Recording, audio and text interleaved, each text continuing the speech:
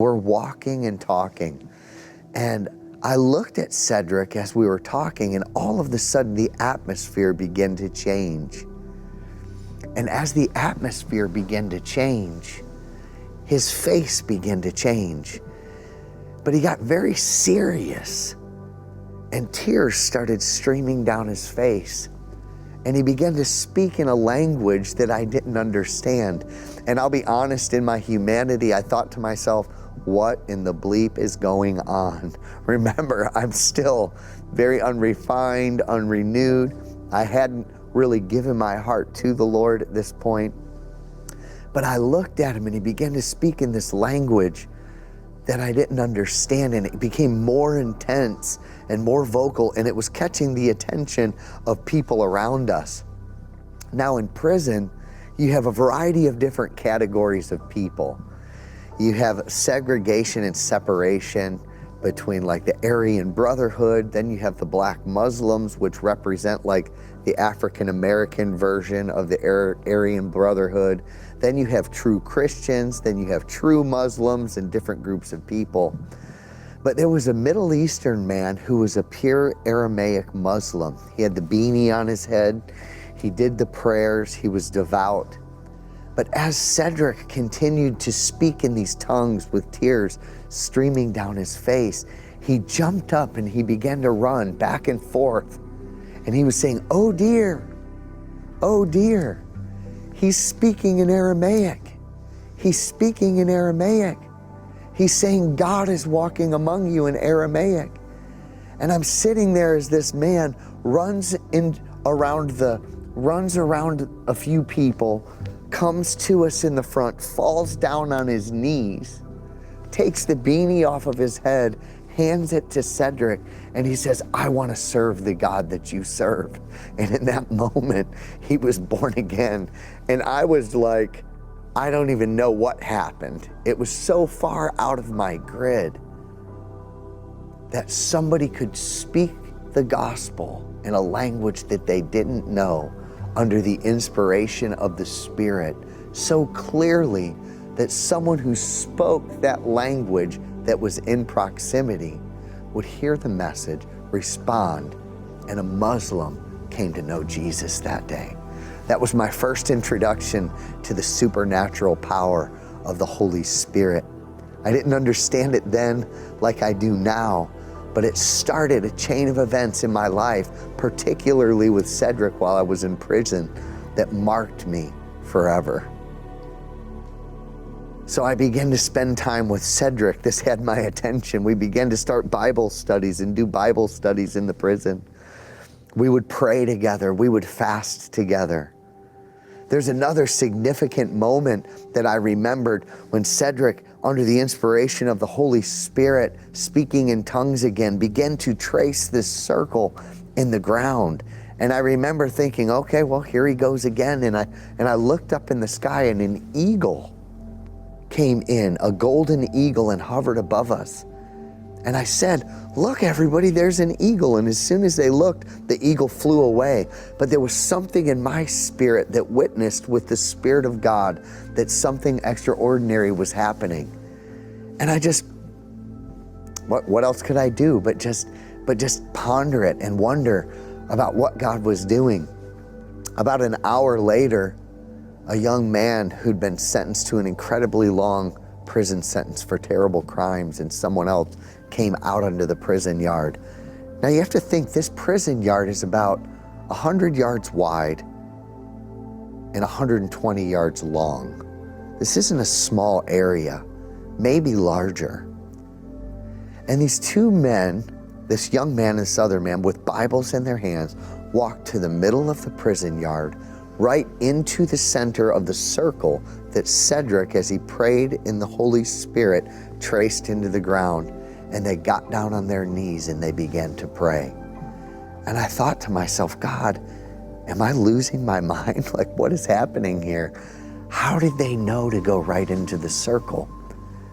What drew them into the circle? And so these things begin to happen on a daily basis in my time with Cedric. It was actually very short. And one day I was getting close to my time at the parole board, and I panicked. Everybody that would go up, there'd be 100 men, they would all get 12 to like 59, 60 more months. And I panicked and I said, Cedric, I'm doomed. I'm gonna go to prison. I'm gonna be in there for the rest of my life. Really, the most they could give me is 15 years. But he rebuked me and he called me Joey, and he had a sharp Jamaican accent. And he said, Joey, have I taught you nothing? Have I taught you nothing, Joey? And he said, come out onto the yard with me, Joey, come here.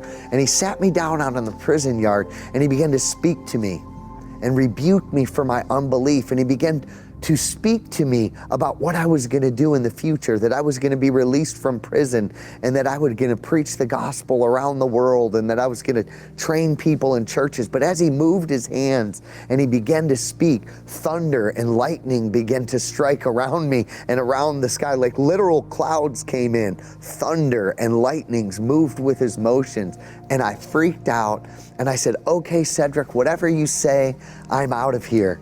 And I ran out and got out of the situation as quick as I could, and connected with Cedric a few more times after that. And then one morning, I woke up early for count, and I went to Cedric's bed to get him to go get breakfast, and all of his belongings were gone. His bags were packed, everything was gone, no clothes, anything. I went to the prison guards, who normally I had a rapport with because I taught people how to read, I taught people math and to get their GEDs.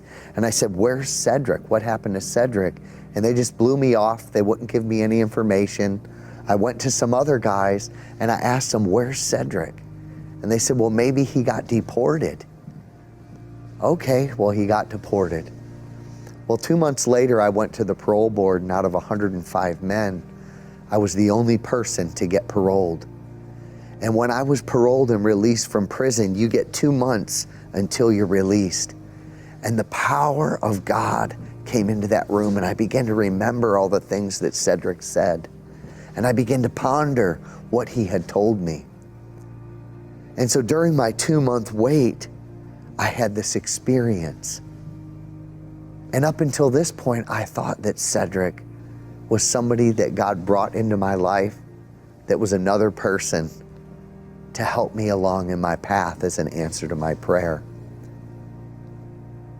But that morning I woke up and I sat up in my bed, and I could look down either way and see people still sleeping in their bed. And I thought to myself, why am I the only one awake to go to breakfast? And I looked behind me and I was sleeping in my bed. And as I slept in my bed, I looked at my hands and I had a body of light. I was in a spiritual body that was made of this opalescent, brilliant, shining light. And guess who was standing at the end of my bed? Cedric, standing tall, probably 7 to 9 feet tall, but he was made of the same shining, bright, opalescent light that I was, but much lighter, but much larger than he normally would be. But this light shined from him, and he even had a Bible in his hands made out of the same substance. And he looked at me and he smiled, and he said, I told you, Joey, I told you, in response to the prophetic words. But he didn't speak with his mouth. He spoke with his mind. And I remember observing the environment around me, looking back at myself as I slept. And then all of a sudden, boom, I came out of the experience and I sat up in my bed knowing that I had just had a heavenly encounter. And I've often asked people, who was Cedric? Was Cedric an angel? Was it Jesus? Everyone saw him. He lived with me in bodily form for 2 months. Everyone knew that he was there. But I believe, as well as others, that Cedric was an angel that was sent on assignment by God as a result to my prayers. And as a result of those supernatural experiences with Cedric, the course of my life was set on fire for the gospel of Jesus Christ.